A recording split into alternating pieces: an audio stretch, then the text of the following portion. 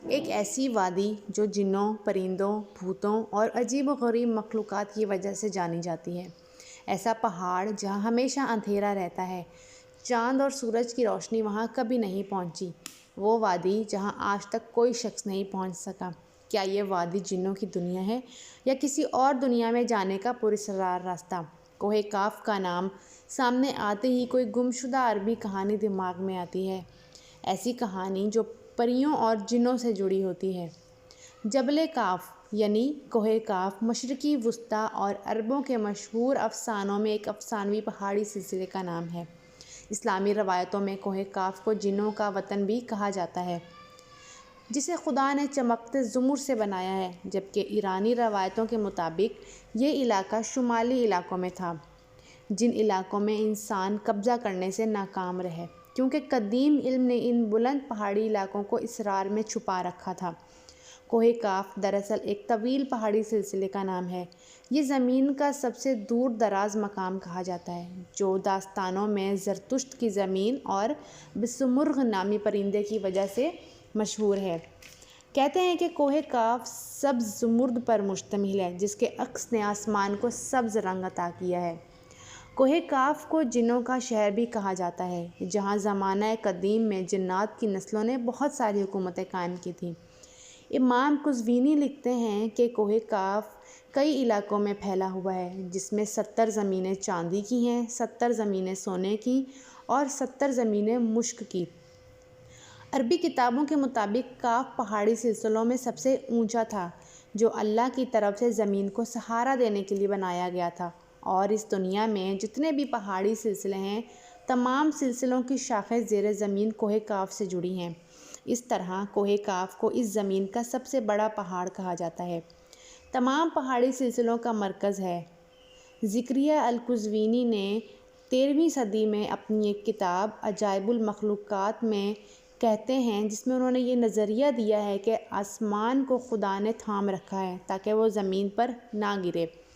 اس زمین کے چاروں طرف پہاڑوں کا ایک طویل سلسلہ ہے، جس میں کوہ کاف بھی شامل ہے، جو ان سلسلوں کو کوٹھی کی طرح اپنی جگہ پر رکھتا ہے۔ کوہ کاف اور اس میں آباد مخلوقات کے متعلق ایک روایت بیان کی گئی ہے کہ حضرت ابن عباس فرماتے ہیں کہ رسول صلی اللہ علیہ وسلم ہمارے پاس تشریف لائے جب ہم مسجد نبوی میں حلقہ بنا کر بیٹھے تھے۔ ہمیں آپ صلی اللہ علیہ وسلم نے فرمایا، کیا کر رہے ہو؟ ہم نے غرض کیا، ہم سورج کے متعلق غور کر رہے ہیں کہ وہ کس طرح طلوع اور غروب ہوتا ہے۔ آپ صلی اللہ علیہ وسلم نے فرمایا، اللہ جس کے لیے جو چاہتا ہے پیدا کرتا ہے۔ تم اس سے تعجب کرو کہ کوہ کاف سے آگے 7 سمندر ہیں، ہر سمندر 500 سال سفر کرنے کے برابر طویل ہے، اور اس کے آگے 7 زمینیں بھی ہیں جن کا نور ان کے واسیوں کے لیے چمکتا ہے۔ کوہ کاف کے آگے 70,000 مخلوقات ہیں جو اڑتی ہیں، ان کو پرندوں کی شکل میں پیدا کیا گیا ہے۔ یہ مخلوق اور ان کا بچہ پیدا ہوتے ہی ہوا میں اڑنے لگتے ہیں۔ وہ یہ نہیں جانتے کہ اللہ نے حضرت آدم علیہ السلام کو پیدا کیا ہے، اور نہ ہی وہ ابلیس کو جانتے ہیں۔ اللہ نے کوہ کاف کو دنیا کے گرد تخلیق کیا ہے۔ یہ تمام دنیا کے اس پہاڑ کے درمیان میں موجود ہے، جیسے ایک انگلی میں انگوٹھی۔ کوئی انسان وہاں پہنچ نہیں سکتا، کیونکہ وہاں پہنچنے تک 4 مہینے اندھیرے سے گزرنا پڑتا ہے۔ یہ وہ پہاڑ ہے جہاں کوئی سورج اور چاند موجود نہیں ہے، یہاں تک کہ یہ لوگ چاند اور سورج کے بارے میں کچھ نہیں جانتے۔ جو روشنی ان تک پہنچتی ہے وہ کاف پہاڑ کی روشنی ہے، اور وہاں موجود لوگ جڑی بوٹیاں کھاتے ہیں۔ صحابہ نے پوچھا، یا رسول اللہ، کیا وہ لوگ فرشتے ہیں؟ تو آپ صلی اللہ علیہ وسلم نے فرمایا، نہیں، وہ فرشتے نہیں ہیں۔ پھر آپ صلی اللہ علیہ وسلم فرماتے ہیں کہ معراج کی رات ان سے ملاقات کوہ کاف کے لوگوں سے ہوئی، اور وہاں کے لوگوں نے آپ صلی اللہ علیہ وسلم کی دعوت کو قبول کیا اور مسلمان ہو گئے۔ بہت سارے لوگوں کا یہ ماننا ہے کہ یہ لفظ کاف کسی چیز کا مرکز کو ظاہر کرتا ہے، اور یہ لفظ اتنا مقدس ہے کہ قرآن میں ایک سورہ کا نام سورہ کاف ہے، جو اس کوہ کاف پہاڑ کی طرف اشارہ کرتا ہے۔ جغرافی لحاظ سے اگر دیکھا جائے تو یہ جگہ روس میں قفقاز یعنی ماؤنٹ کاکیکس نامی ایک پہاڑی سلسلہ ہے۔ یہ علاقہ قدرتی حسن سے بھرا ہوا ہے، جہاں جانوروں اور پرندوں کی بے شمار اقسام پائی جاتی ہیں۔ یہاں انسانی آبادی بہت ہی کم ہے۔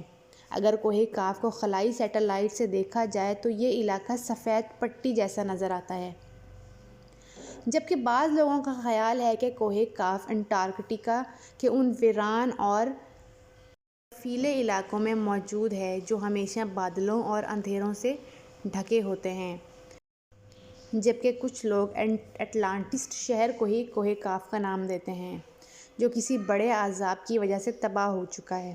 جدید فزکس کی نئی دریافت یعنی ڈائمینشنز کو بھی کوہ کاف کو سمجھنے میں آسانی پیدا کر سکتی ہے۔ دراصل فزکس کی جدید تحقیق کے مطابق ہماری اس کائنات میں کل 11 ڈائمینشنز موجود ہیں، جبکہ ہم انسان 3 یا 4 ڈائمینشنز میں زندگی گزار رہے ہیں، کیونکہ ہم ٹائم اور اسپیس کی قید میں موجود ہیں۔ ممکن ہے کہ کوہ کاف بھی انہی 11 ڈائمینشنز میں سے کہیں موجود ہو جہاں انسانوں کا قدم رکھنا ناممکن ہے۔